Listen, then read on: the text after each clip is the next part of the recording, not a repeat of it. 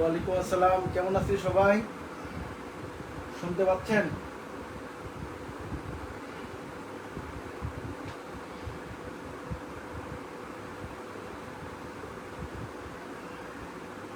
আদাব।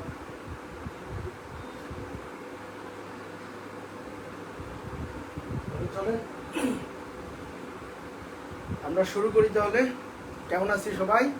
বন্যার কি অবস্থা বা বৃষ্টির কি অবস্থা আপনাদের এলাকায়? বৃষ্টি কেমন হচ্ছে?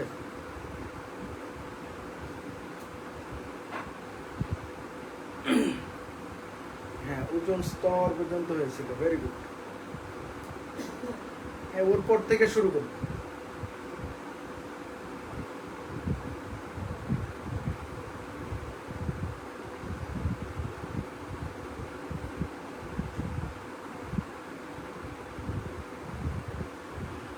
তো বৃষ্টির কারণে কি পড়াশোনা হচ্ছে আপনাদের?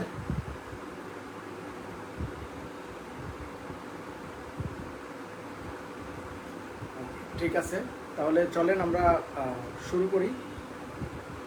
আর 1 মিনিট দেখি কেউ আসে কিনা।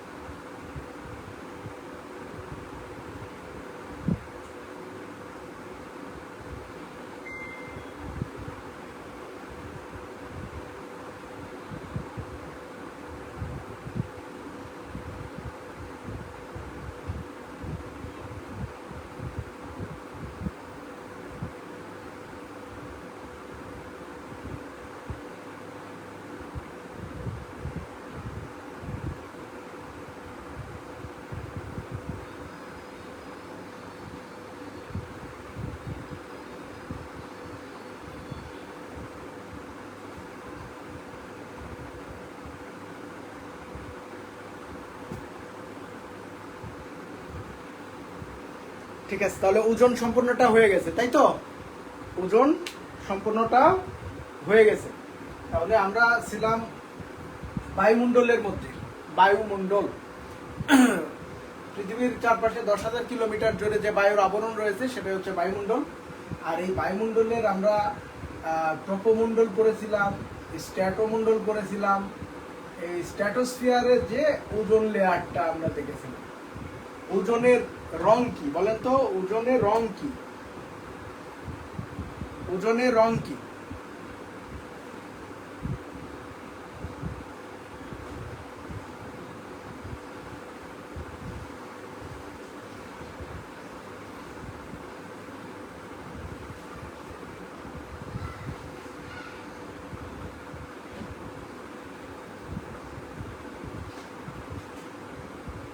হ্যাঁ, সিলেটে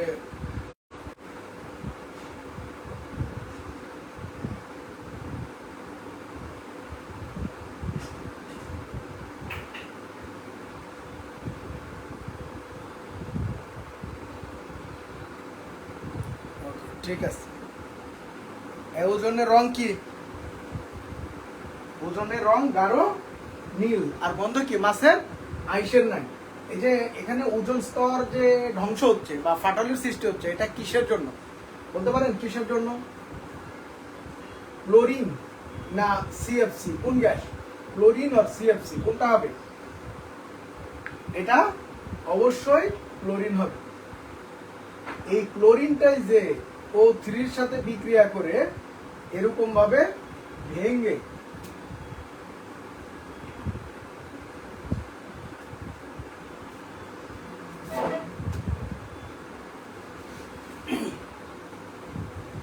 কি তৈরি করে? ClO plus oxygen. তো মজার ব্যাপার, এই যে বিক্রিয়াটা, এই একটা বিক্রিয়া আবিষ্কার করার কারণে উনি নোবেল পাইছিলেন। ঠিক আছে, একটা বিক্রিয়া, এই বিক্রিয়ার জন্য নোবেল পেয়েছে।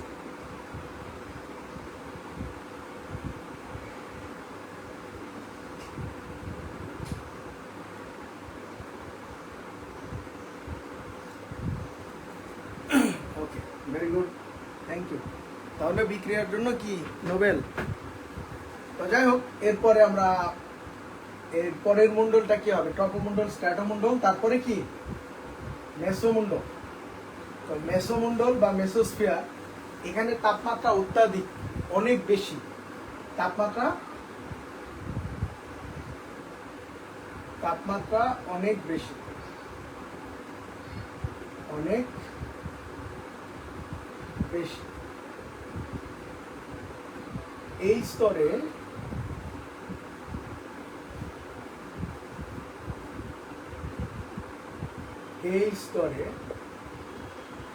অধিকাংশ উল্কার পতন ঘটে। এটা আমাদের মহাবিশ্বে আমরা যখন গবেষণায় রকেট ইত্যাদি ইত্যাদি উৎক্ষেপণ করি, তো ওই রকেটের বিভিন্ন যে যন্ত্রাংশ যে খুলে খুলে আলাদা হয়ে যায়, ওইগুলো মেসোমণ্ডলে এসে জ্বলে পুড়ে ছাই হয়ে যায়, ওটা আর পৃথিবীতে আসতে পারে না। তার মানে যদি কোনো উল্কা পৃথিবীতে এসে পড়ে তাহলে কি ক্ষতি হতে পারে, ওই এলাকায় নাই হয়ে যেতে পারে। তো এরকম যত উল্কা বা যে কোনো একটা বস্তু মহাকাশ থেকে এই পৃথিবীতে আসলে এই মেসোমণ্ডল আমাদেরকে সেফটি দেয়, কারণ ওখানে উল্কার পতন ঘটে এই মণ্ডলে, কারণ এখানে তাপমাত্রা অনেক হাই। ঠিক আছে, তো তাপমাত্রা অনেক বেশি হওয়ার কারণে উল্কার পতন ঘটলো। এখন অনেকে মনে করতে পারেন উল্কা কি। তো উল্কা কি বলেন তো, উল্কা কি? আমরা আরো ডিটেলস সামনের ক্লাসে দেখব। তো আজকে শুধু এইটুকু আমরা জানি যে আমাদের পৃথিবী, আর এই পৃথিবীর বায়ুমণ্ডল, এই পৃথিবীর পরে কি আছে বলেন তো, পৃথিবীর পরে কি? পৃথিবীর প্রথমে তো সূর্য, তারপর বুধ, শুক্র, পৃথিবী, তারপরে কি হবে বলেন? তারপর মঙ্গল, এরপরে কি? মঙ্গল, বৃহস্পতি, নাকি?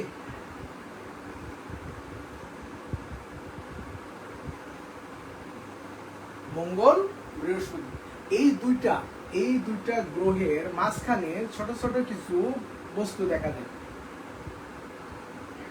এইগুলো উপগ্রহ না। উপগ্রহ হলে কি করত? গ্রহকে কেন্দ্র করে ঘুরত। এগুলো উপগ্রহ না। উপগ্রহ না হওয়ার কারণে এদের নির্দিষ্ট কোনো দিক নাই। তো এই জন্য এদেরকে নাম দেওয়া হয়েছে গ্রহাণু। কি নাম? গ্রহাণু। আর গ্রহাণুগুলো একটা একসাথে নাই, অনেকগুলো একসাথে আছে। দেখেন, এক একটা আলাদা আলাদা জায়গায় আছে এরকম না, সবগুলো এক জায়গায় আছে, পুঞ্জীভূত অবস্থায় আছে। এই জন্য এটাকে বলে গ্রহাণুপুঞ্জ। গ্রহাণুপুঞ্জ। তো এখান থেকে একটা কোশ্চেন পরীক্ষায় আসে যে গ্রহাণুপুঞ্জের অবস্থা কোথায় বলেন তো, গ্রহাণুপুঞ্জের অবস্থান কোথায়? এটা গুরুত্বপূর্ণ। গ্রহাণুপুঞ্জের অবস্থান কোথায়?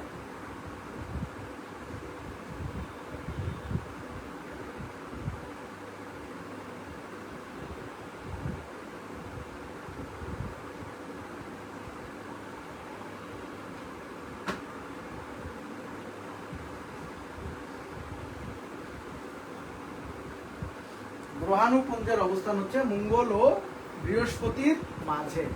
মঙ্গল ও বৃহস্পতির মাঝে, এই দুইটা নদী। এখন দেখেন, এই গ্রহাণুগুলোর কি নাই? নির্দিষ্ট কোনো দিক নাই, যেদিক সেদিকে ছুটে চলাচল করে। ধরেন একবার ওই দিকে গেল, একবার এই দিকে গেল, এরকম ভাবে দিক বিদিক ছুটে বেড়াচ্ছে। তো এই যে দিক বিদিক ছুটে বেড়াচ্ছে, তাদের নির্দিষ্ট গতি নাই, তারা কি হতে পারে? একে অন্যের সাথে ধাক্কা লাগতে পারে। তো এরা দুইজন এসে ধরেন ধাক্কা লাগলে কি হবে? দুটোই তো ভেঙে যাবে, ভেঙে চূর্ণ বিচূর্ণ হয়ে যাবে, ছোট ছোট অংশে বিভক্ত হবে। তো এই ভাঙ্গা টুকরোগুলো এই দিকে এবং এই দিকে কি হবে? চলে যাবে, তাই না? বিগ ব্যাং এর মতো ছড়ায় যাবে। তো এই যে এখানে এই গ্রহাণুগুলো যে ধাক্কাধাক্কির ফলে যে ক্ষুদ্র ক্ষুদ্র গ্রহাণুর অংশ তৈরি হলো, এটা ধরেন আরো অনেক ছোট, এটা হচ্ছে গ্রহাণুর অংশ। এই অংশটা প্রবল বেগে মঙ্গলের আকাশ ভেদ করে যখন পৃথিবীর বায়ুমণ্ডলে প্রবেশ করে তখন এটা জ্বলে ওঠে। জ্বলে উঠলে এটাকে বলে উল্কা। উল্কা অংশ যেটার অবস্থান কোথায়? মঙ্গল ও বৃহস্পতির মাঝে। এখন এই উল্কাকে যদি অনেকগুলো টুকরো একসাথে আসে, অনেকগুলো টুকরো টুকরো অংশ এই পৃথিবীতে আসলো, অনেকগুলো উল্কা, তখন হবে উল্কা বৃষ্টি। আবার উল্কা বৃষ্টিতে গোসল টোসল করার ইচ্ছা করার দরকার নাই, তো উল্কা বৃষ্টি এটাকে আবার তারা খসাও বলে। তারা খসা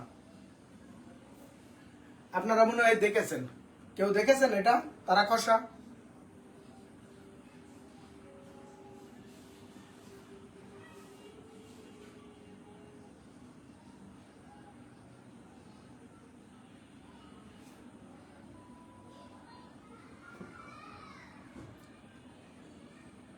ঠিক হয়ে যাবে ইনশাল্লাহ নেট।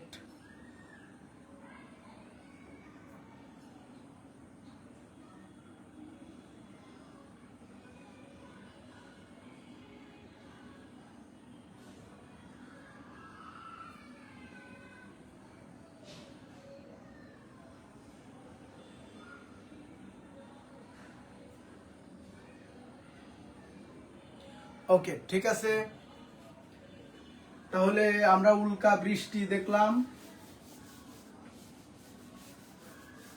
উল্কার পতন কোথায় ঘটে সেটা দেখলাম, উল্কার অবস্থাগুলো কোথায় বা কোথায় থাকে, এদের বাড়ি টাড়িও দেখলাম।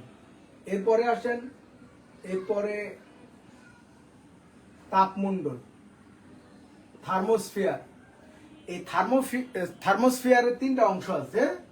এই তিনটা অংশের নিচে হচ্ছে আয়ন মণ্ডল,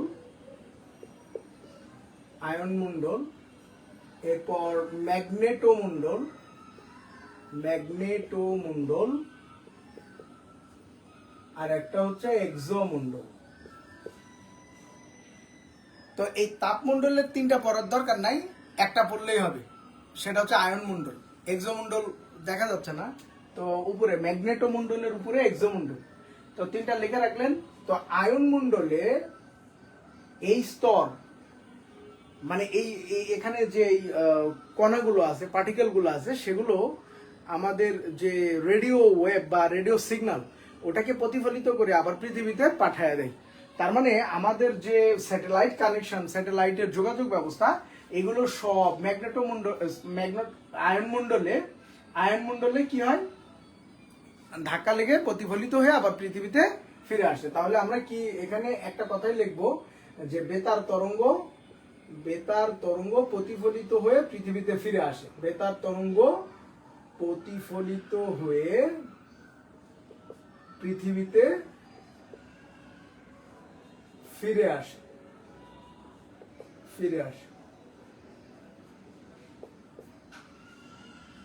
বেতার তরঙ্গ প্রতিফলিত হয়ে পৃথিবীতে ফিরে আসে।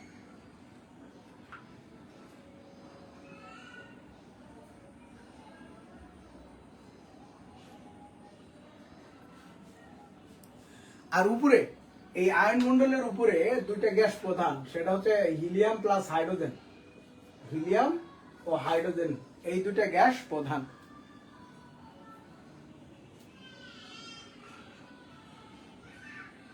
এজন্য উপরের দিকে যত যাবেন তত হাইড্রোজেন ও হিলিয়াম গ্যাসের উপস্থিতি বাড়তে থাকবে। এই কারণে এই পৃথিবী থেকে যদি সূর্যের দিকে যান অনেক উপরে, তাহলে এই সূর্যের মধ্যে দুইটা গ্যাস পাবেন, সেটা হচ্ছে হিলিয়াম আর হাইড্রোজেন। এই দুটো গ্যাস পাবেন। এই দুটার যে বিক্রিয়াটা নাম কি? ফিউশন বিক্রিয়া। এই বিক্রিয়ার ফলে এই বিপুল পরিমাণ শক্তি আমরা পাচ্ছি। তো সূর্য থেকে আগত শক্তি পৃথিবীতে বা বায়ুমণ্ডলের শক্তির পরিমাণ কত? 99.97%। এটা হচ্ছে সূর্য থেকে আগত আমাদের বায়ুমণ্ডলের শক্তির পরিমাণ। তাহলে সূর্য থেকে আগত শক্তির পরিমাণ কত?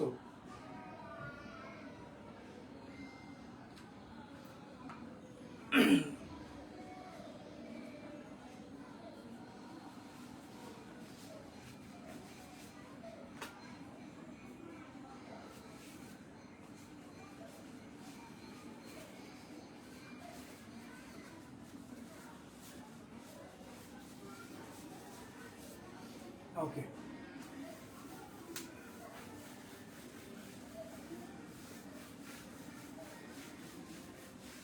এই যেটা তাণ্ডবে সারা দেশে যে বৃষ্টি হচ্ছে, হ্যাঁ অনেক জায়গা ডুবে যাচ্ছে, এটার নাম কি? ঘূর্ণিঝড়, তাই না? সাইক্লোন। এই সাইক্লোনটার নাম হচ্ছে শক্তি। ইতিমধ্যে আপনারা হয়তো বা জেনে থাকবেন। তো সাইক্লোনের নাম শক্তি, এটা একটু মনে রাখেন, হয়তো বা বিসিএস পরীক্ষায় আসতে পারে। তো যে সম্প্রতি কোন ঝড় আসে আর কি, শক্তি। তো এই যে ঝড়গুলা, ঘূর্ণিঝড় বা সাইক্লোন কিভাবে হয়?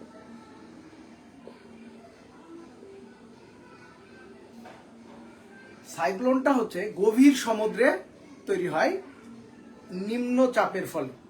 হালকা এবং ভারী দুটা গ্যাসের সৃষ্টি হয়, আর ওই সময় এই বায়ুটা ঘুরে ঘুরে ঘুরে ঘুরে উপর দিকে উঠে, আমরা জানি। তাহলে এটা কোথায় তৈরি হয়? গভীর সমুদ্রে। তাহলে আমরা কি বলবো? গভীর সমুদ্রে নিম্নচাপের নিম্নচাপের ফলে ফলে সৃষ্টি হয়। আমি কি ওয়ার্ডগুলো লিখে দিচ্ছি যেগুলো পরীক্ষায় আসবে। এখন গভীর সমুদ্রে গেলে কি হয়? নিম্নচাপ। নিম্নচাপ হলে বায়ুর ভরজনিত একটা কারণ, বায়ু মানে ভরটা বেড়ে যায়। বায়ুর ভর বা ঘনত্ব বা ডেনসিটি কি হয়? বেড়ে যায়।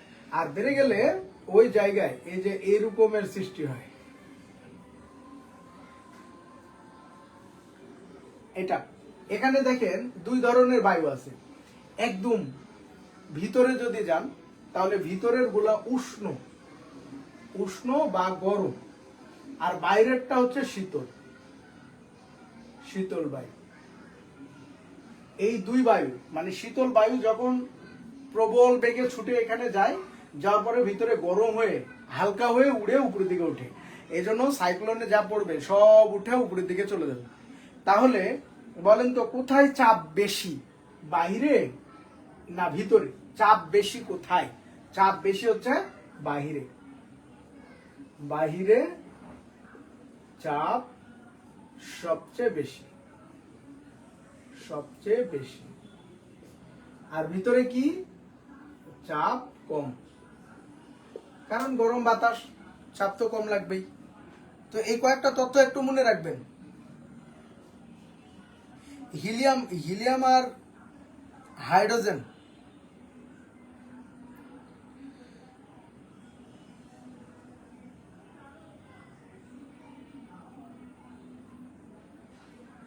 হিলিয়াম আর হাইড্রোজেন, পিঙ্কি।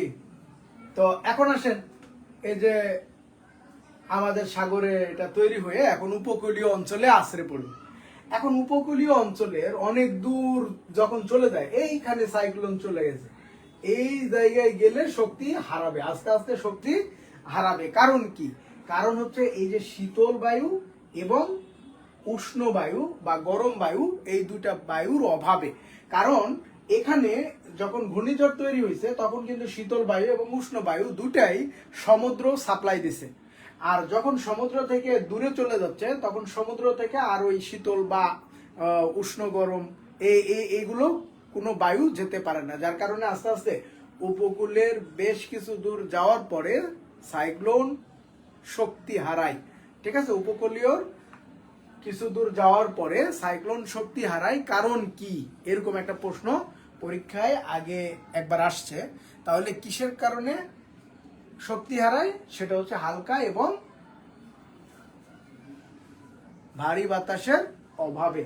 মানে এটা হচ্ছে ভারী বাতাস, শীতলটা ভারী বাতাস, আর এটা হচ্ছে হালকা বাতাস। ঠিক আছে, এটা হচ্ছে হালকা বাতাস।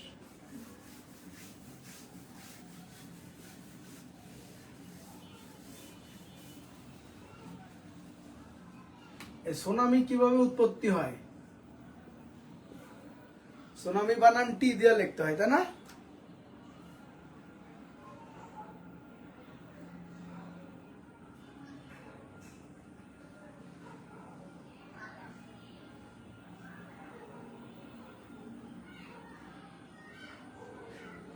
ওকে, তো তো এই সুনামি হচ্ছে গভীর সমুদ্রে ভূমিকম্পের ফলে তৈরি হয়। তো এইটুকু লিখলেই আমাদের হবে, গভীর সমুদ্রে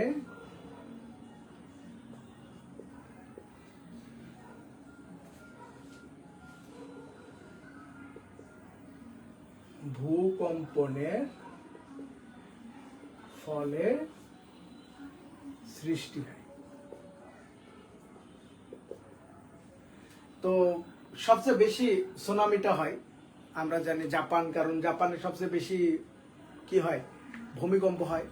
সেখানে প্লেট টেকটনিকের জোড়া মুখ প্রায় কাছাকাছি সব জায়গায় থাকে, যার কারণে এখানে ভূমিকম্পের পরিমাণটা অনেক বেশি, মানে সংযোগ স্থলে। তো চলেন আমরা প্লেট টেকটনিক জিনিসটা কি এটা একটু আমরা বোঝার চেষ্টা করি। প্লেট টেকটনিক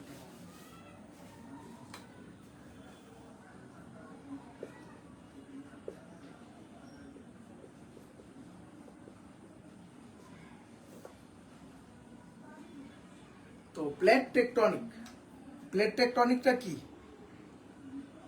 ভেরি গুড, সমুদ্রের ভূমিকম্প।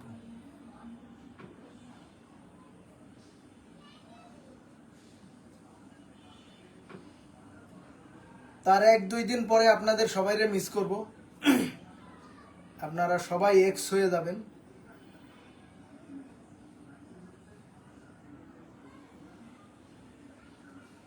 এক্স ফর এক্সক্লুসিভ, ঠিক আছে? তো প্লেট টেকটনিকটা কি? আমরা এই পৃথিবীর সৃষ্টির সময়ের যদি আমরা জানি, ধরেন এটা একটা ডিম, ডিমের উপরে একটা আবরণ বা খোসা থাকে, এটা কিন্তু একটাই থাকে, দেখেন কোনো ভাঙ্গা নাই, কোনো ভাঙ্গা নাই। তো পৃথিবী যখন সৃষ্টি হয় তখন এই প্লেট টেকটনিক একটাই ছিল, প্লেট টেকটনিক একটা ছিল। এরপরে বিভিন্ন পৃথিবীর আভ্যন্তরীণ চাপ, তাপমাত্রা ইত্যাদির কারণে লাভা উদগীরণের মাধ্যমে বিভিন্ন জায়গায় লাভা উদগীরণের মাধ্যমে ফেটে যায়। এই যে ফেটে দিয়ে প্লেট টেকটনিক অনেকগুলা তৈরি হয়েছে। আবার বিজ্ঞানীরা ধারণা করতেছে পৃথিবী ধ্বংসের আগ মুহূর্তে আবার এই প্লেট টেকটনিক একটা হয়ে যাবে। তো যাই হোক, এই যে মহাদেশ, মহাসাগর, এগুলো কিভাবে সৃষ্টি হয়েছে এগুলো সবই আমরা প্লেট টেকটনিকের মাধ্যমেই দেখতে পাবো। তো প্লেট টেকটনিকে দেখেন এখানে একটা অনেক চাপ, কেন্দ্রের অনেক চাপ থাকে, অনেক তাপমাত্রা থাকে, প্রায় 6000 ডিগ্রি সেলসিয়াস। এখান থেকে বিভিন্ন লাভা উদগীরণ উপর দিয়ে বের হয়ে, এই কিছুদিন আগে মনে হয় একটা কোথায় যেন দেখা গেল, এই লাভা উদগীরণের মাধ্যমে এইখান দিয়ে বের হয়ে গেল, সঙ্গে সঙ্গে প্লেট টেকটনিকটা ভেঙে গেল। ভেঙে যাওয়ার পরে এখানেও ধরেন এই লাভা উদগীরণের মাধ্যমে হলো। তো হওয়ার পরে দেখেন এখন দুইটা এই যে প্লেটের সংযোগ স্থল যেখানে, তাহলে দুইটা প্লেট যদি নড়াচড়া করে, এইরকম ভাবে যদি নড়াচড়া করে, তাহলে এই জায়গায় সবচেয়ে বেশি ক্ষতি হবে দুটা প্লেটের মুখে, ঠিক আছে? দুটা প্লেটের মুখে, মানে বাংলাদেশ প্রায় সেভ হয়ে যাচ্ছে এই কারণে আর কি। যদি একবারে ঢাকাতে দুটা প্লেটের সংযোগ স্থল থাকতো তাহলে দেখতেন এককালে আমি নাই, ঠিক আছে? হঠাৎ একদিন দেখবেন যে সার নাই, তো এরকম হয়ে যাইতো। তো যাই হোক, এই দুইটা প্লেট নড়াচড়া করে যদি দুইটা সামনাসামনি আগাতে থাকে, এরকম ভাবে দুইটাই এসে ধাক্কা দিচ্ছে, এই দুইটা ধাক্কা দিচ্ছে, ধাক্কা লেগে কি হবে, এরকম করে পাহাড় পর্বত এগুলো সৃষ্টি হবে।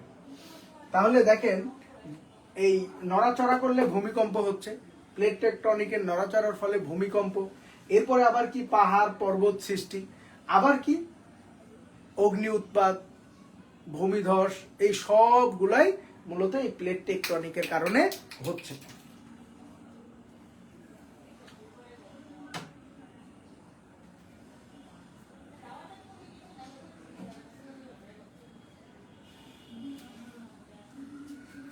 তাহলে প্লেট টেকটনিকের নড়াচড়ার ফলে কি হবে আমরা ওই কথাটা লিখবো যা এতক্ষণ বুঝলাম।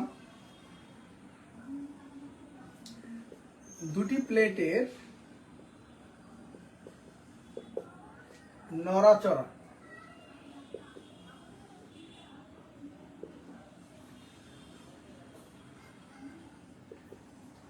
ফলে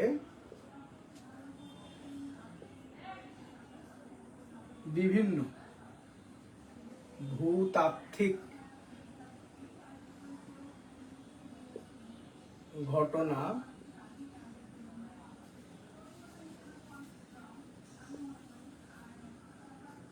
সংগঠিত হয়। যেমন ভূমিকম্প,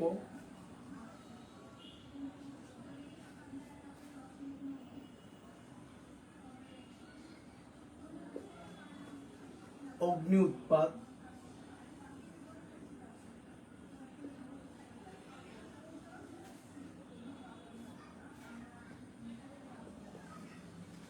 পাহাড় পর্বত সৃষ্টি,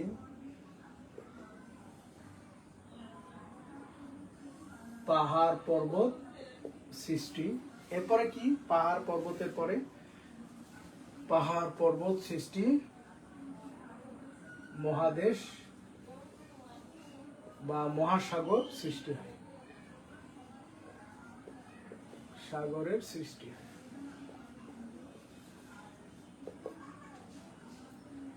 তো এই ভূতাত্ত্বিক ঘটনাগুলি বলি এই প্লেট টেকটনিকের নড়াচড়ার ফলেই হয়। আবার আমরা কি জানলাম? ভূমিকম্পের, গভীর সমুদ্রে ভূমিকম্প হলে যেটা হয় সুনামি, তাই না?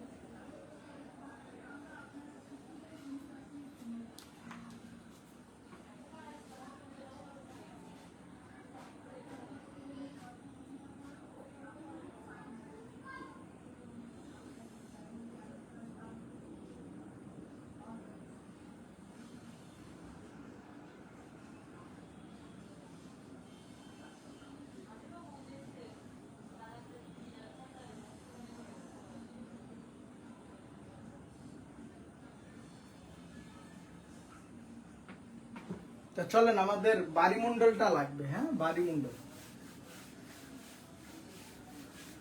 পৃথিবীর চারপাশে কতটুকু পানি আছে বলেন? কতটুকু পানি আর কতটুকু স্থল?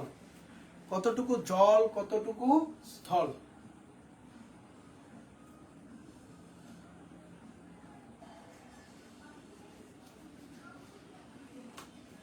আমাদের পৃথিবীর দক্ষিণ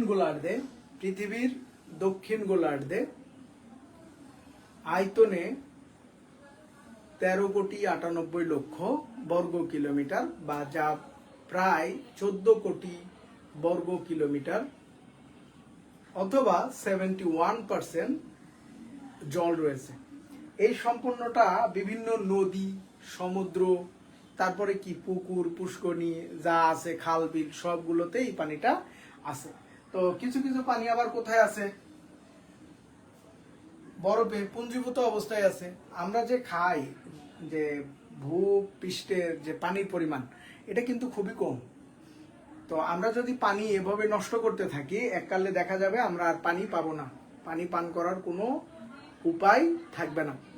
তো যেহেতু পানি একটা লিমিটেড জিনিস, এই জন্য আমরা কি করব না, ময়লা আবর্জনা এই পানির সাথে মিশায় পানি নষ্ট করব না। এই যে বৃষ্টি হচ্ছে, বৃষ্টি ভালো একটা দিক, যে এমনিতেই আপনারা যারা সিটির বাইরে আছেন একটু দেখেন, এই পানিটা মাটি ভেদ করে আবার নিচে চলে যায়, বালু, পাথর ইত্যাদির স্তূপে পুঞ্জীভূত অবস্থায় থাকে। ভূগর্ভস্থ পানি যেটা আমরা বলি, এই পানিটা নিচে চলে যায় ফিল্টার হয়ে, বিভিন্ন মাধ্যমে ফিল্টার হয়ে হয়ে একবারে নিচে চলে যায়, তখন আমরা ওটা খাওয়ার জন্য তুলি। তো আমাদের শহরে যেটা হয়েছে, একদম সব জায়গায়, কোনো জায়গায় মাটি নেই। আপনি যদি মনে করেন যে আপনি একটু মাটিতে পা দিবেন, এটার উপায় নেই, সব কনক্রিট হয়ে গেছে। তো এটা হয়ে অসুবিধাটা কি, এই পানিটা নিচে বসতে পারতেছে না। আর যার কারণে ঢাকার একবারে ঠিক নিচে পানির লেয়ারে আমাদের পানির পরিমাণ কম, ভূগর্ভস্থ পানির পরিমাণ কম, যেহেতু এখানে পানি বসতে পারতেছে না। তবে একটা ভালো দিক হচ্ছে, অন্যান্য যে আশেপাশে জায়গা আছে, ওই জায়গায় যে পানিগুলো মাটির নিচে চাপা পড়ে, মানে আস্তে আস্তে নিচে চলে যায়, ওইখান থেকে কিছু পানি আস্তে আস্তে ঢাকাতে আসে। এটার জন্য আমরা বেঁচে আছি। তাছাড়া 2050 সাল নাগাদ দেখা যাবে ঢাকা সিটিতে কোনো প্রাণযোগ্য পানি পাওয়া যাবে না, পান করতে পারবেন না, সবগুলো নোংরা ওই বুড়িগঙ্গার জল আর কি। তো তাহলে দক্ষিণ গোলার্ধের, পৃথিবীর দক্ষিণ গোলার্ধের কত অংশ?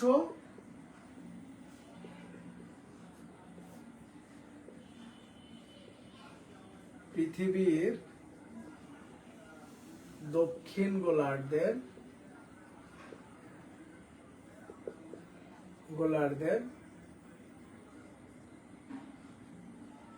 আয়তনে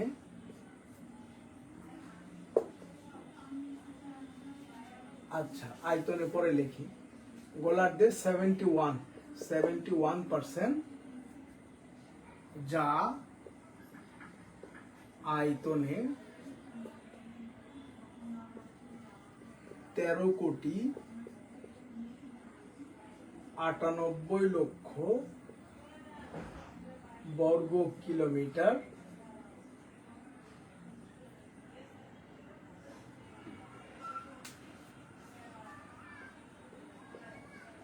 জুড়ে পানি রয়েছে।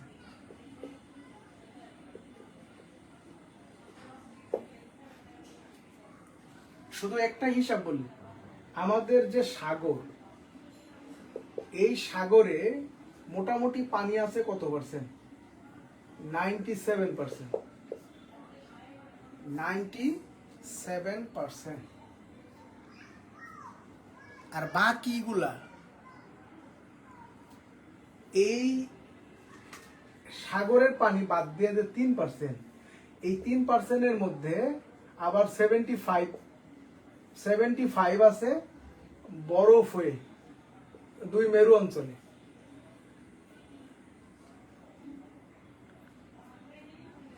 ঠিক আছে, তার মানে আপনি চিন্তা করেন আমাদের পানির পরিমাণটা কত। সাগরের পানি লবণাক্ত, যার কারণে এটা খেতে পারবো না। তো বাকি 3%-এর আবার 75% বরফ আকারে জমা আছে।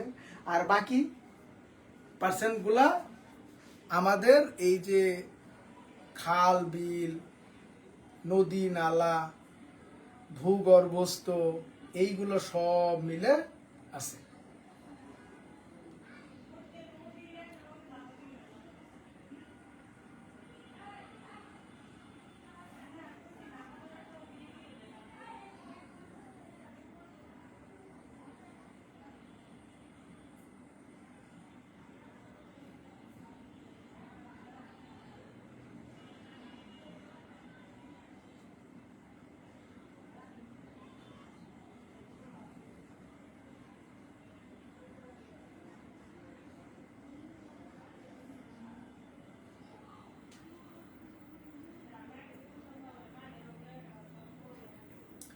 আজকে আপনাদের সাজেশন দিব, হ্যাঁ, একটা সাজেশন দিব।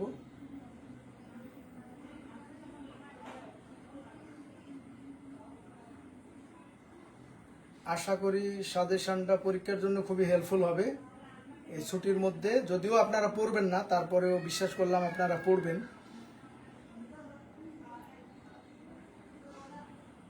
পড়ার চেষ্টা করবেন আর কি। এজন্য একটা সাজেশন আমি রেডি করে রাখছি, যে আপনাদের টপিকগুলো একটু সাজেশন দেওয়া যায়।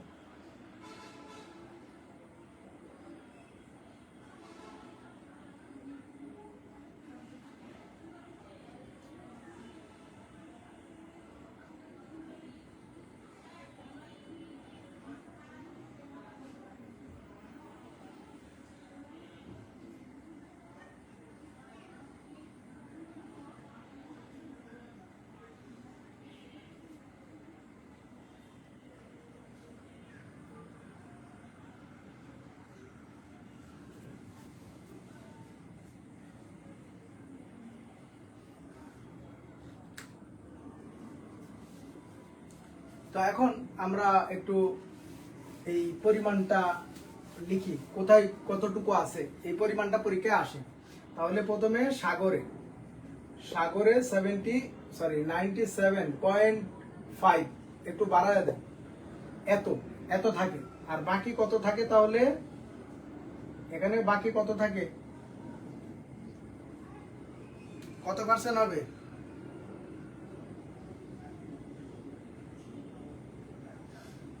আড়াই, তাই না? এই যে 2.5%, এই 2.5% আমাদের পান করার মতো। এটা হচ্ছে লবণাক্ত,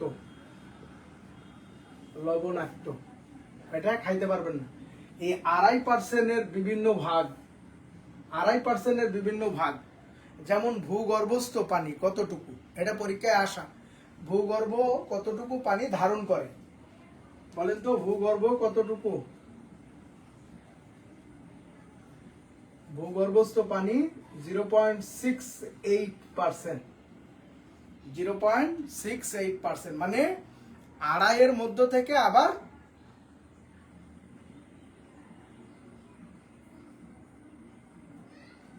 শুধু কোথায় ভূগর্ভস্থ হিসাবে আমরা দেখলাম 0.61। এর মধ্যে দেখেন বায়ুমণ্ডলে কিছু পানি আছে, আবার কোথায় আছে নদী, খাল যেগুলো আছে সেগুলোতেও কিছু আছে। তাহলে আমরা বায়ুমণ্ডলটাও একটু মনে রাখবো। বায়ুমণ্ডলে কতটুকু পানি আছে? বায়ুমণ্ডলে মানে জলীয় বাষ্প আকারে এটা হচ্ছে 0.001%। কি হিসাবে আছে? জলীয় বাষ্প। আর একটা হিম বাহু বা বরফ বলতে পারেন, বা বরফ 2 মেরুতে থাকে, এটা হচ্ছে 70%।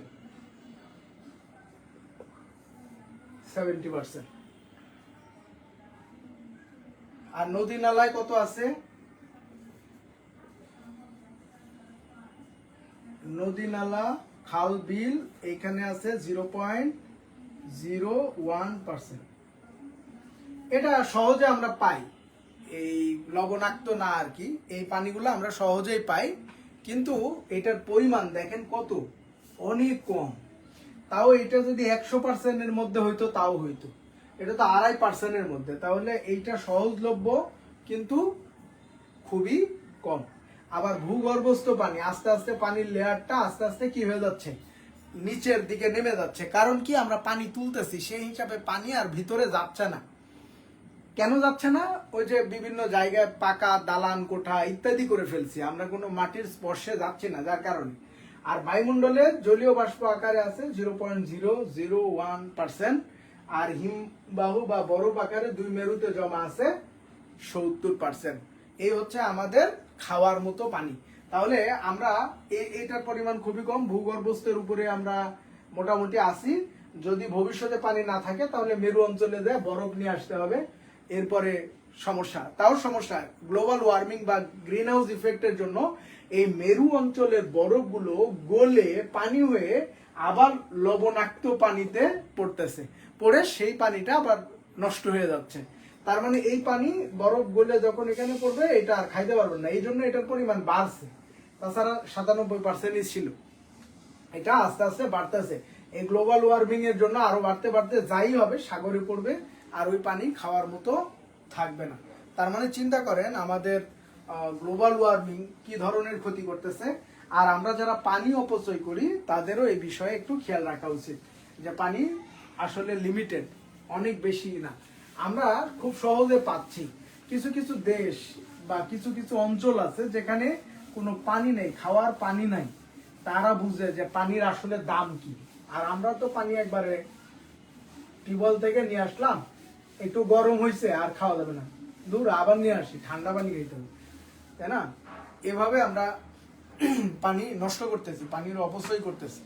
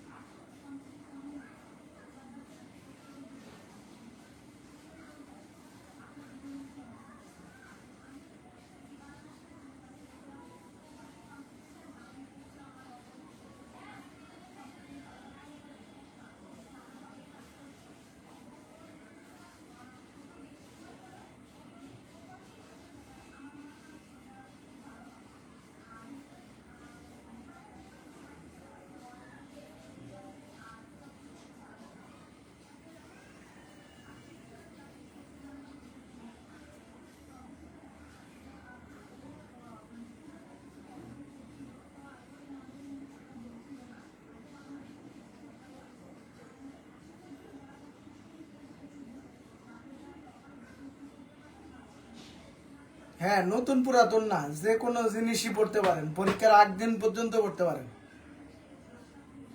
মানে কতটুকু রিসিভ করতে পারতেছেন এটা হচ্ছে ব্যাপার।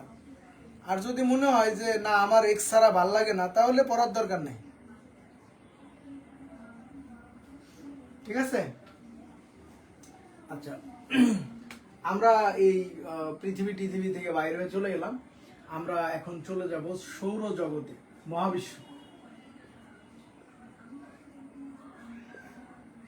মহাবিশ্বর আমাদের মূল টার্গেট হচ্ছে সৌরজগৎ।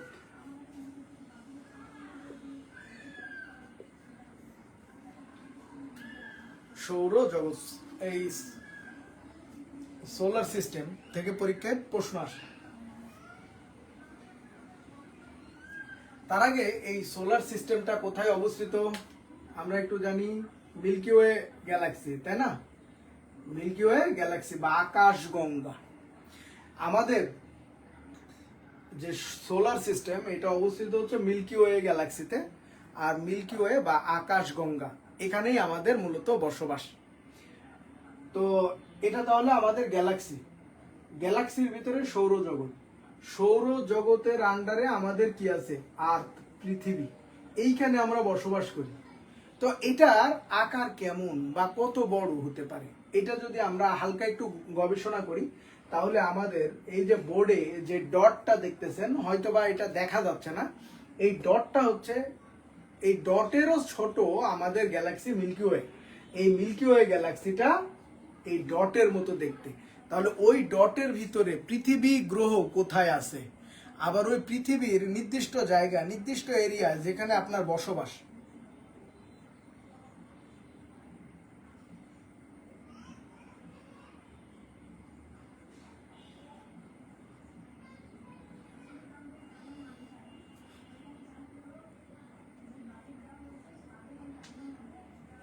শোনেন, ওরাকল 22 সালের বই পড়ছেন, ভালো করছেন।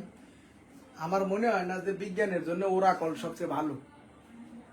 আপনি যদি ওরাকল বই বিজ্ঞানের চিন্তা করেন, তাহলে যতগুলো সিরিজ আছে সবগুলোর মধ্যে খারাপ।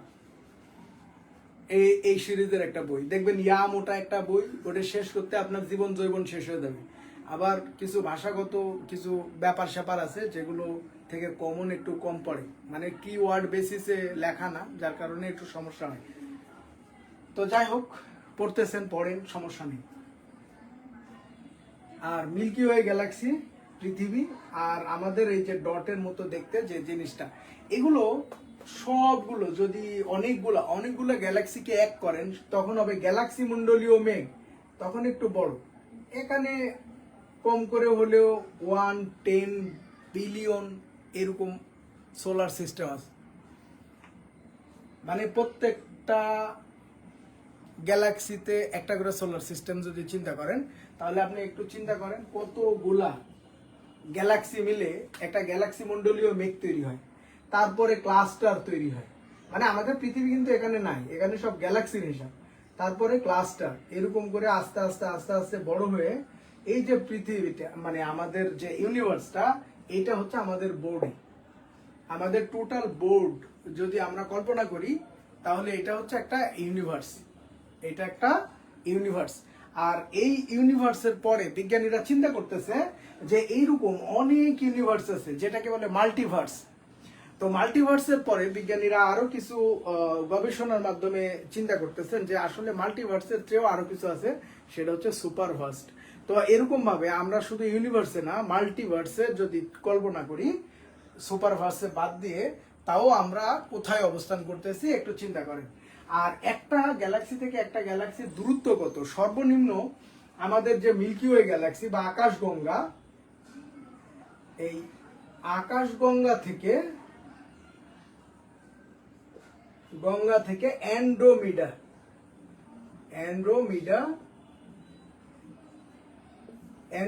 গ্যালাক্সির মধ্যে দূরত্ব হচ্ছে 100 লাইট ইয়ার্স।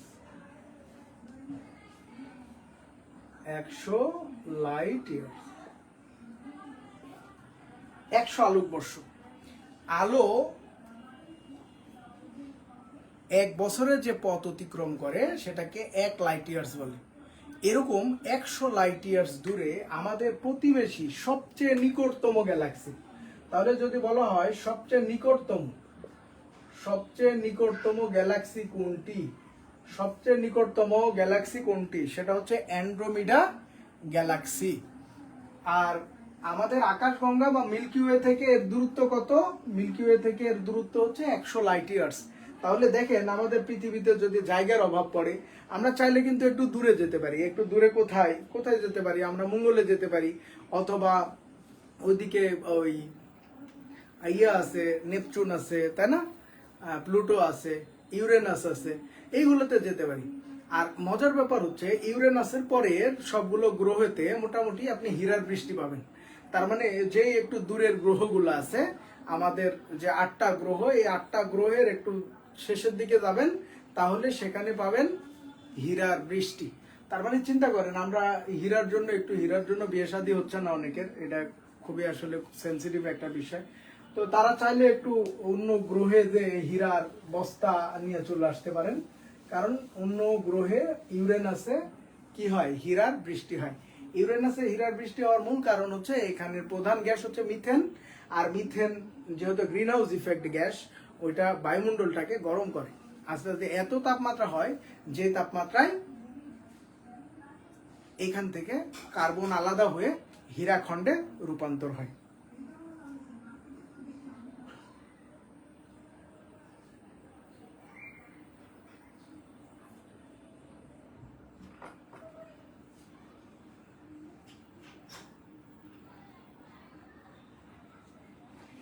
ঠিক আছে, তো চলেন এই যে গ্যালাক্সি, আকাশগঙ্গা, মিল্কি ওয়ে, অ্যান্ড্রোমিডা, এগুলো যে কিভাবে সৃষ্টি হয়েছে এগুলো আমরা একটু দেখি। একটা কণার মহাবিস্ফোরণের ফলে এটা সৃষ্টি হয়েছে। এই কণার নাম হচ্ছে ঈশ্বর কণা। এই মহাবিস্ফোরণের নাম হচ্ছে বিগ ব্যাং। তাহলে এই কণার নাম ঈশ্বর কণা। এই কণার মহাবিস্ফোরণের ফলে এই বিশ্ব ব্রহ্মাণ্ড সৃষ্টি হয়েছে। তার মানে যখন এটা বিস্ফোরণ হয়েছে, চারিদিকে ছড়ায় গেছে, তখন এই টুকরো টুকরো অংশগুলো এইভাবে একটা জায়গা থেকে আরেকটা জায়গায় যাওয়া শুরু হয়েছে।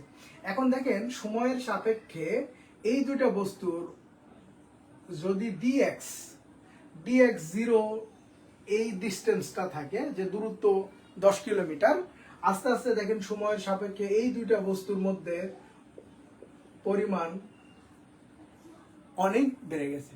তার মানে আমরা জানি মহাবিশ্বের প্রতিটি বস্তু একে অন্যের কাছ থেকে দূরে সরে যাচ্ছে। এটা তো মুখ দিয়ে বললে হবে না, তাই না? তো এই বিগ ব্যাং এর ধারণাটা কে দেন বলেন তো? প্রবক্তাকে, বিগ ব্যাং এর প্রবক্তাকে? বিগ ব্যাং এর প্রবক্তাকে?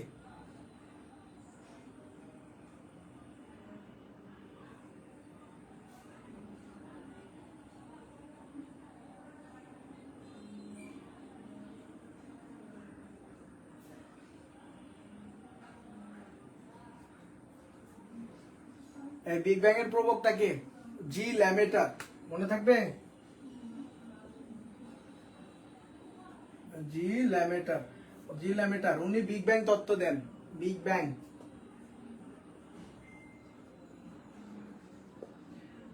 তত্ত্ব দেন। এটার আধুনিক ব্যাখ্যা কে দেন? আধুনিক ব্যাখ্যা যদি বলে আধুনিক, তাহলে কি হবে? স্টিফেন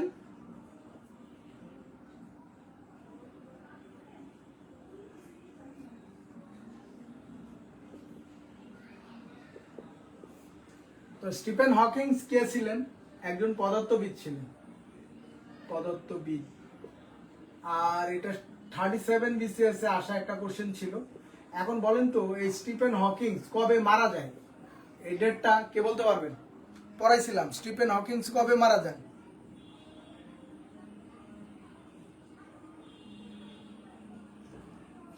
বলেন তো কবে?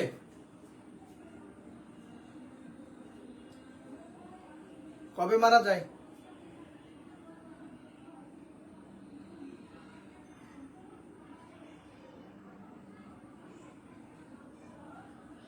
Very good. তাহলে কবে মারা যায় বলেন তো? স্টিফেন হকিংস কবে মারা যায়? বলেছিলাম পাই নাম্বারে মারা যায়। পাই 3.141618 করে দিলেই হবে। 18 হচ্ছে ইয়ার, 18 ইয়ার, এরপর 14 ডে, আর এটা হচ্ছে মান্থ। তাহলে পায়ের মান মনে রাখলে আপনি স্টিফেন হকিংস কবে মারা যায় এটা বের করতে পারবেন। 2018 সালের মার্চের 14 তারিখ, 2018 সালের মার্চের 14 তারিখ।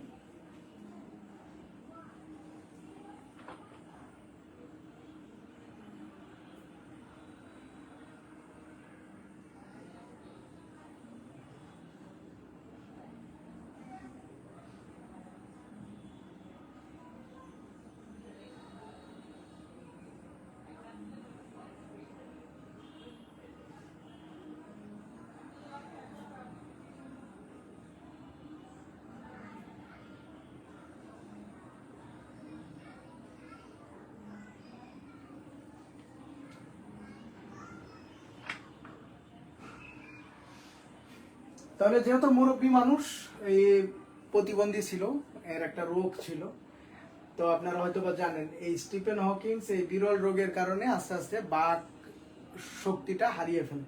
তো যন্ত্রের মাধ্যমে কথা বলে, ইন্টেলের সহায়তায় এআই এর মাধ্যমে কথা বলে। তো এই যে এআই এর মাধ্যমে সে যে মানে গবেষণাগুলো করছে, এই গবেষণাগুলোর দিকে খেয়াল রাখলে আপনি অবাক হয়ে যাবেন যে এত বিশাল বিশাল মানে গবেষণা, যেমন কৃষ্ণ গহ্বর নিয়ে তার যে থিওরি, এগুলো সব এখন ভালোভাবে কাজ করে। তার মানে সে এই পৃথিবীতে থাকলেও তার আত্মাটা একবারে কোথায় ছিল, এই মনে হয় অন্যান্য গ্যালাক্সিতে যে ঘুরতেছিল, এরকম একটা ব্যাপার। তো যাই হোক, সময়ের সাপেক্ষে এই যে বস্তুগুলো পরস্পর দূরে সরে যাচ্ছে, এটা কিন্তু আপনি যদি খেয়াল করেন, যেহেতু এদের অবস্থা প্রতিনিয়ত দূরে সরে যাচ্ছে, তাহলে এরা কোনো না কোনো সময় আবার একটা বিন্দুতে মিলিত ছিল, এটা আপনি কল্পনা করতে পারেন। কারণ যেহেতু দূরত্ব বাড়তেছে, তাহলে কোনো একটা সময় তারা একটা বস্তু কণাতে মিলিত ছিল। এই যে বিগ ব্যাং এর যে ঈশ্বর কণা, এইটার ভর পরিসংখ্যান তত্ত্ব দিয়েছিলেন কে? বলেছিলাম, বলেন, বাংলাদেশি বিজ্ঞানী এস.এন. বোস, যিনি এই ঈশ্বর কণার এই কণার ভর পরিসংখ্যান তত্ত্ব দিয়েছিলেন। একটা সূত্র দিয়েছিলেন যে এই সূত্রের মাধ্যমে এই ঈশ্বর কণার ভর নির্ণয় করা যাবে, যে এটার ভর কত। তো এটা নিয়ে একটা কোশ্চেন করছিল তার স্টুডেন্ট, যে স্যার বিগ ব্যাং এর মাধ্যমে যে এই মহাবিশ্বটা সৃষ্টি হয়েছে, তাহলে এই বিগ ব্যাং এর যে কণাটা, এই কণাটার ভর কত ছিল? আপনি একটু চিন্তা করেন তো, এখান থেকে আমাদের গ্রহ, উপগ্রহ, গ্যালাক্সি মন্ডলীয় মেঘ ইত্যাদি ইত্যাদি ইউনিভার্স তৈরি হয়েছে। তাহলে এই বিশাল জিনিসের ওয়েট কত, এটা কিভাবে কাউন্ট করছে? বা এই জিরো সময়ে যখন এটা বিগ ব্যাং ঘটেনি, ওই সময় তো মহাবিশ্বেরই সৃষ্টি হয়নি, আর পৃথিবীরও তো সৃষ্টি হয়নি। সাথে আমরা যে মানুষ যারা একটু কৌতূহল বশত আমরা হয়তো বা ভর মাপার চেষ্টা করব, তারাও তো পারবো না, তাই না? তারাও এইটা কল্পনাও করতে পারবো না। তো এই কোশ্চেনটা করার পরে এস.এন. বোস কি করলেন? রাগ না করে বললেন যে ঠিক আছে, আমি পরে বলতেছি। এই বলে সে গবেষণা শুরু করে এবং গবেষণা করে ভর পরিসংখ্যান তত্ত্ব আবিষ্কার করেন। তাহলে এখানে লিখে রাখা ভালো যে এস.এন. বোস কণার ভর পরিসংখ্যান তত্ত্ব, কণার ভর পরিসংখ্যান তত্ত্ব। আর এই কণার ভর পরিসংখ্যানকে কাজে লাগিয়ে অনেক বছর পরে, তার নাম কি? Peter Higgs. এই জন্য এটা হিগসের কণাও বলে, হিগসের কণা। পিটার হিগস নোবেল পান। দেখছেন কে কি আবিষ্কার করলো আর নোবেল পাইলো কি? তো এই জন্য আশেপাশে কিছু একটা থাকলে ওটা নিয়ে একটু গবেষণা করতে পারেন নোবেল টোবেল পাওয়ার জন্য।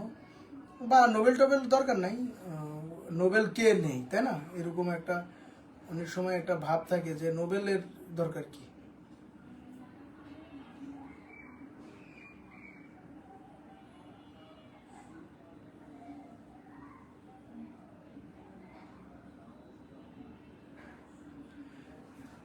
তো এখন আসেন বিগ ব্যাং তত্ত্ব, জি ল্যামেটার, আধুনিক ব্যাখ্যা স্টিফেন হকিংস, কবে মারা যায়। আর এই ঈশ্বর কণার আরেকটা নাম হচ্ছে হিগসের কণা।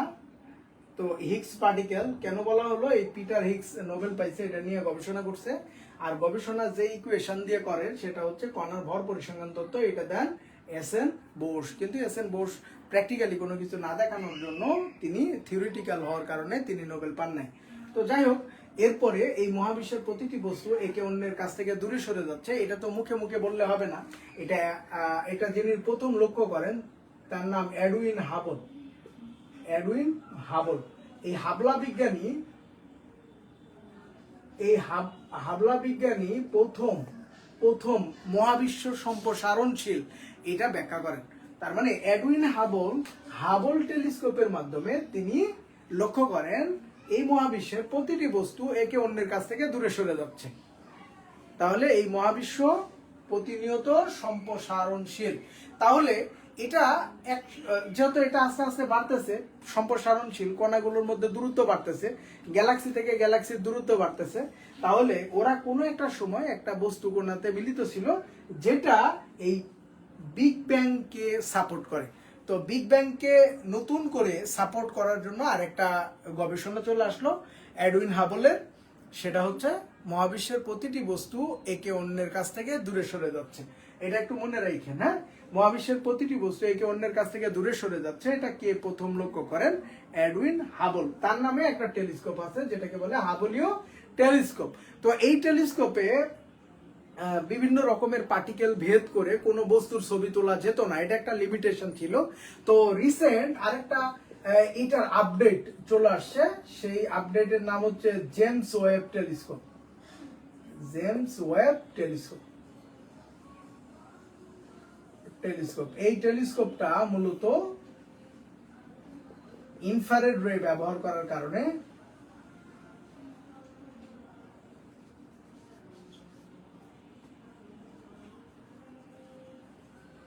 বা অবলোহিত রশ্মি ব্যবহার করার কারণে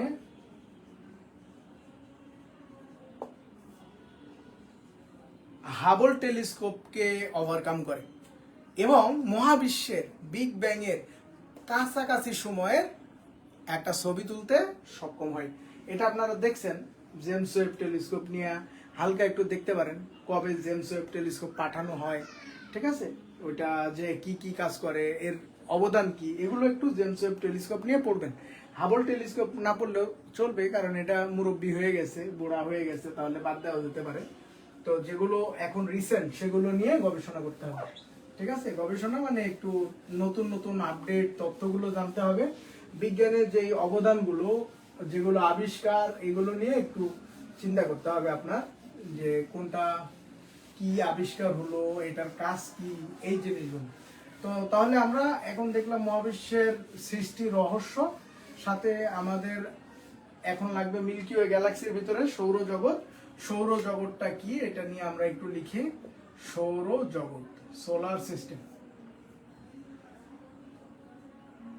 তো আমাদের সোলার সিস্টেমটা কেন্দ্র হচ্ছে সূর্য। এই সূর্যকে কেন্দ্র করে সবাই ঘুরতেছে, তাই না, আকর্ষণের কারণে। আকর্ষণ ছাড়া এখানে কিছু নাই। তো যাই হোক, সূর্য নামক নক্ষত্রের বলয় প্রভাবে ঘূর্ণায়মান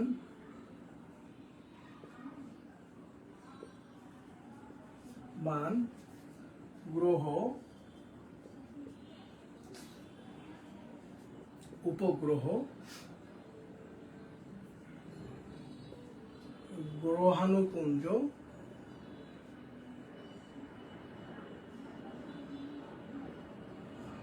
উল্কা,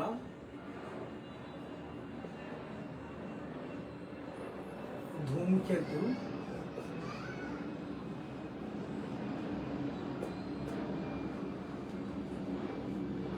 বিশাল বা বিস্তীর্ণ ফাঁকা অঞ্চল নিয়ে সৌরজগৎ গঠিত।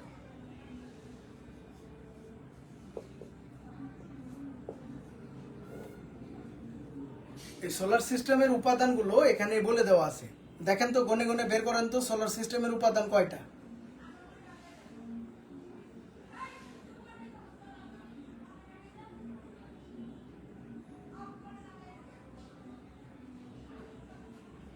সোলার সিস্টেমের উপাদান কয়টি?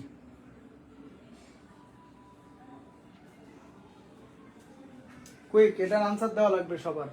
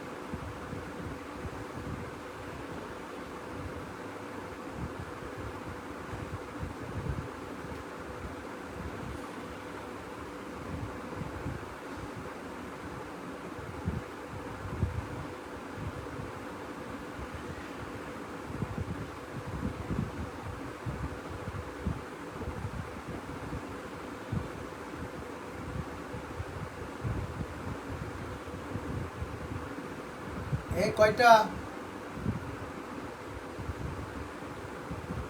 দেখেন, সূর্য, সূর্য কি? নক্ষত্র। সূর্য হচ্ছে নক্ষত্র, তাহলে নক্ষত্র। গ্রহ, গ্রহ 2, উপগ্রহ 3, গ্রহাণুপুঞ্জ 4, উল্কা 5, ধূমকেতু 6। এই জন্য এই 6টা ফাঁকা অঞ্চল। ফাঁকা অঞ্চল কোনো উপাদান না আর কি। তো তাহলে সৌরজগতের উপাদান কয়টি?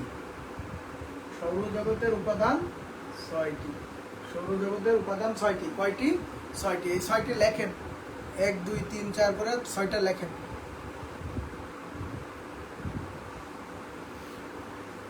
নক্ষত্র, নক্ষত্র যেমন সূর্য, আমরা রাতের আকাশে যে তারাগুলো দেখি এগুলো সবই নক্ষত্র।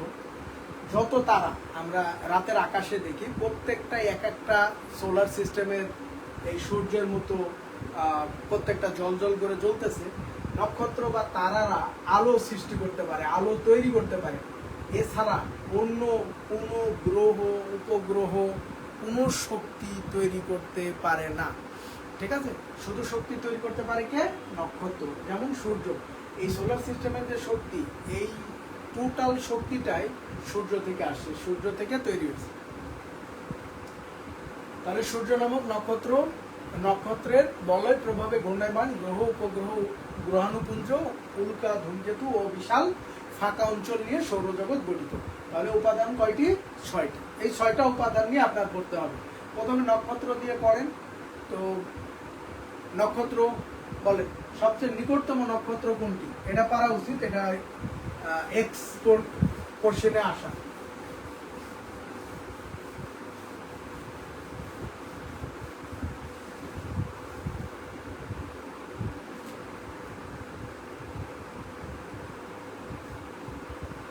তাহলে সৌরজগতে নক্ষত্র কয়টা?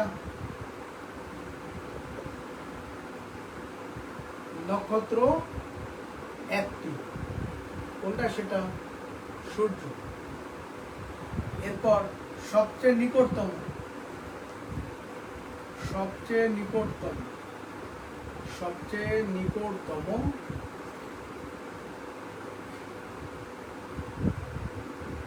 নক্ষত্র। এই উত্তর দেন না কেন? এক্সটা তো বলতে হবে। সবচেয়ে নিকটতম কোনটা?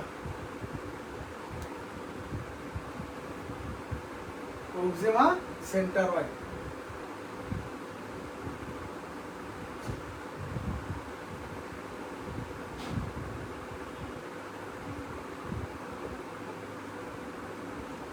প্রক্সিমা সেন্টারয়েড, এটা দূরত্ব হচ্ছে 4.2 লাইট ইয়ার্স দূরে।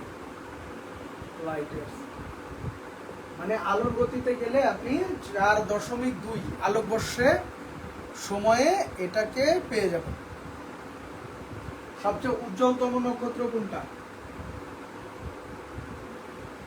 সবচেয়ে উজ্জ্বলতম নক্ষত্র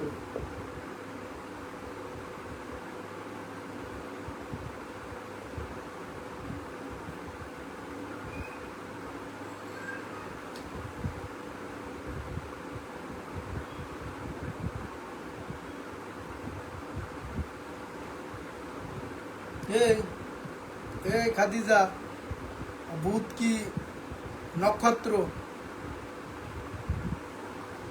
এই বুধ কি? বুধ কি? বুধ বুধ গ্রহ না, এখন করতেছি নক্ষত্র না।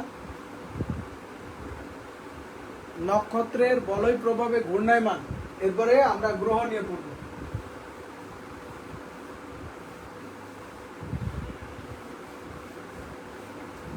সব গ্রহ না, একটা দুইটা পরে আজকে শেষ করব।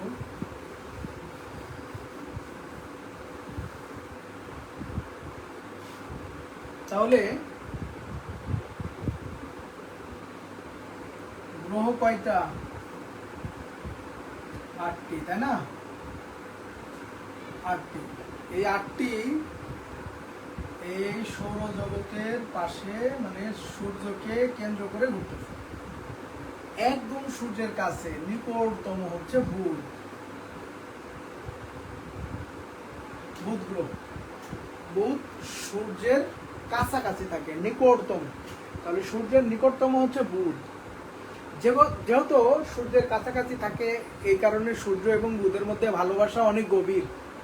আর ভালোবাসা গভীর হওয়ার কারণে এই বুধকে সূর্যের চারিদিকে স্পিডে ঘোরায়, মানে এর ঘূর্ণন গতি অনেক বেশি। দিন রাত আমাদের মতো হয় না, অনেক আগেই দিন রাত হয়ে যায়। তো এটা মাত্র 88 দিনে এই সূর্যকে একবার ঘুরে আসে। এই জন্য বুধের বছর হচ্ছে 88 দিন, আর আমাদের বছর কত? 365 দিনে, তাই না? তাহলে বুধের বছর 88 দিন, আর এটা সবচেয়ে নিকটতম। তো এখানে তথ্যগুলো লাগবে। সবচেয়ে নিকটতম, দ্রুততম ও ক্ষুদ্রতম গ্রহ, ঠিক আছে? আবার উষ্ণতম গ্রহ। তো সবচেয়ে বললাম না, সবচেয়ে, কারণ সবচেয়ে এটা হবে না, কারণ বুধের কোনো বায়ুমণ্ডল নেই। বুধের বায়ুমণ্ডল না থাকার কারণে সূর্যের আলো সেখানে গেলে জমা থাকে না, আবার সেটা রিফ্লেক্ট হয়ে চলে আসে, মানে মহাবিশ্বে আবার চলে আসে। তো তাহলে এখানে যেহেতু এই বুধের বায়ুমণ্ডল নাই, এই জন্য সে শক্তি ধরে রাখতে পারে না, বা তাপ ধরে রাখতে পারে না। কি নেই? বায়ুমণ্ডল নেই। আর আরেকটা জিনিস নেই, সেটা হচ্ছে কোনো উপগ্রহ নাই। কোনো উপগ্রহ নাই। এখানে উপগ্রহ থাকলে একটা অসুবিধা হতো, এটা সূর্যের আকর্ষণে চলে যেত সূর্যের দিকে, তাই না? যার ভালোবাসা বেশি হবে তাকেই তো কেন্দ্র করে ঘুরবে, তাই না? এর কোনো উপগ্রহ নেই। কয়েকটা তথ্য তাহলে আমরা মনে রাখবো। 88 দিনে বুধের এক বছর, সবচেয়ে নিকটতম, দ্রুততম, সবচেয়ে দ্রুততম গ্রহ, সবচেয়ে ক্ষুদ্রতম গ্রহ, সবচেয়ে ক্ষুদ্রতম গ্রহ কোনটি, আর উষ্ণতম পৃষ্ঠীয় তাপমাত্রায়, কারণ এটার বায়ুমণ্ডল নাই। আর উপগ্রহ একটাও নাই, উপগ্রহ নেই। চলেন আমরা পরেরটাতে চলে যাই। পরেরটা পৃথিবী পর্যন্ত যে আমরা থেমে যাব। হ্যাঁ, বুধ, বুধের পরে শুক্র। শুক্র একটু দূরে আছে, যার কারণে এখানে ভালোবাসার আকর্ষণ ক্ষমতা একটু কম, যার কারণে সূর্যের চারিদিকে ঘোরায়ও কম। তো এটা মাত্র 225 দিনে এক বছর, তার মানে সূর্যকে ঘুরে আসতে শুক্রের কতদিন লাগে? 225 দিন। তার মানে দেখেন, এই যে দূরত্ব বাড়তেছে, দূরত্ব বাড়লে আকর্ষণ কমে, দূরত্ব বাড়লে আকর্ষণ কমে। এই জন্য বলে out of sight, out of mind. হ্যাঁ, এটা নিউটন বলছে আর কি। অনেকে হয়তো বা দীর্ঘদিন ধরে দেখেন, কথাবার্তা নাই, দেখা সাক্ষাৎ নাই, দেখেন একদম ভুলে গেছে, ওকে আর চিনেন না, এরকম রহ রহ ঘটতেছে। তো এগুলো কারণ হচ্ছে দূরত্ব বাড়লে আপনার আকর্ষণটাও কমবে, ঠিক আছে। এককালে আপনি দূরত্ব অনেক বাড়তে বাড়তে বাড়তে বাড়তে চলে যাবেন, তখন আর এই সৌরজগতের সাথে কোনো আকর্ষণই কাজ করবে না, আপনি সৌরজগৎ থেকে বিচ্ছিন্ন হয়ে চলে যাবেন অন্যের অন্যদিক। তো এখন চলেন, এইটা সবচেয়ে উষ্ণতম, সবচেয়ে উষ্ণতম, উষ্ণতম কারণ কি? কারণ হচ্ছে এর বায়ুমণ্ডল আছে। শুধু বায়ুমণ্ডল আছে না, এখানে আবার হাইড্রোজেন গ্যাস প্রধান, sorry carbon die oxide gas প্রধান। আমরা দেখেন তো কি জানি, কার্বন ডাই অক্সাইড বায়ুমণ্ডল মূলত 90% কার্বন ডাই অক্সাইড দিয়ে তৈরি, কিসের? শুক্রের। আর যার কারণে এটাকে আমরা গ্রিন হাউস গ্যাস বলি না, গ্রিন হাউস গ্যাস। তো এই গ্রিন হাউস গ্যাস তাপমাত্রাটাকে ধরে রাখে, যার কারণে এটা সবচেয়ে উষ্ণতম। এখন যদি পরীক্ষায় আসে সবচেয়ে উষ্ণতম কোনটা, বুধ শুক্র, কোনটা হবে? সবচেয়ে উষ্ণতম কোনটা, বুধ শুক্র, কোনটা হবে? অবশ্যই শুক্র হবে, বুধ হবে না। যদিও বুধ সূর্যের নিকটতম, তাও এটা হবে না। তো এই যে শুক্র গ্রহ, এটা পৃথিবীর যমজ গ্রহ বলা হয়, যমজ গ্রহ, পৃথিবীর যমজ গ্রহ। এটা পৃথিবী থেকে দেখা যায়, পৃথিবীর নিকটতম গ্রহ। তাহলে পৃথিবীর নিকটতম গ্রহ কোনটি? পৃথিবীর নিকটতম, পৃথিবীর নিকটতম, পৃথিবীর নিকটতম, পৃথিবীর নিকটতম গ্রহ কোনটি? শুক্র। তো আরো কিছু তথ্য আমাদের এখানে লাগবে, সেটা হচ্ছে এটা যদি সন্ধ্যায় দেখেন তাহলে কি হবে?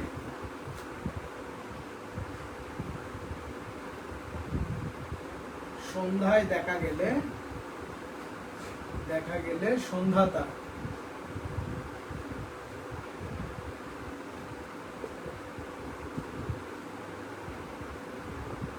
ভোর বেলা দেখা গেলে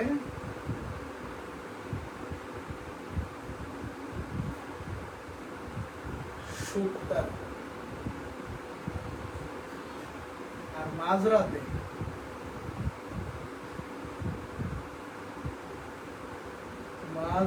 দেখা গেলে ধ্রুবতারা। তাহলে সন্ধ্যা তারা, শুকতারা, ধ্রুবতারা, এটা কি?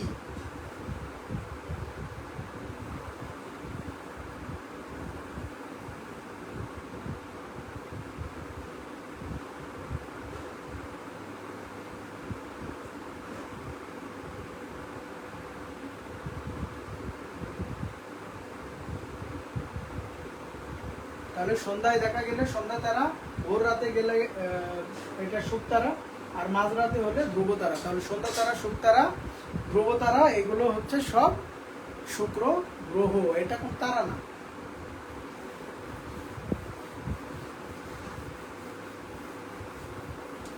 এরপরে আসেন পৃথিবী। পৃথিবী আরেকটু দূরে আছে, যার কারণে সূর্যের সাথে এর আকর্ষণটা কম, একটু কম, তাই না? এগুলোর হচ্ছে একটু কম, এই কারণে 365 দিনে এক বছর দিন রাত। কারণ পৃথিবী নিজ অক্ষে ঘুরতেছে, পৃথিবী নিজ অক্ষে ঘুরতেছে, আবার সূর্যের চারিদিকে ঘুরতেছে। পৃথিবী যে নিজ অক্ষে ঘুরতেছে, এটার জন্য দিন রাত হয়, এই পাশে দিন, এই পাশে রাত, কারণ সূর্য এই পাশে আছে, এই জন্য এই পাশে অঞ্চলটা, আর এই অঞ্চলটা, এই অঞ্চলে দেখেন সূর্যের আলো কম লাগতেছে, এই জন্য এটা মেরু অঞ্চল, যেমন বরফ, শুধু বরফ হয়ে আছে, কারণ তাপমাত্রা অনেক কম। আর রাত এই পাশে, কারণ সূর্য নাই। তো পৃথিবী নিজ অক্ষের ঘূর্ণনের কারণে দিন রাত হয়। তো এখন আসি, এই পৃথিবী সূর্যকে ঘুরে আসতে সময় লাগে 365 দিন, যেটাকে বলা হচ্ছে এক বছর। তো এই পৃথিবীকে একমাত্র বলা হয় নীল গ্রহ, নীল গ্রহ বা ব্লু প্ল্যানেট।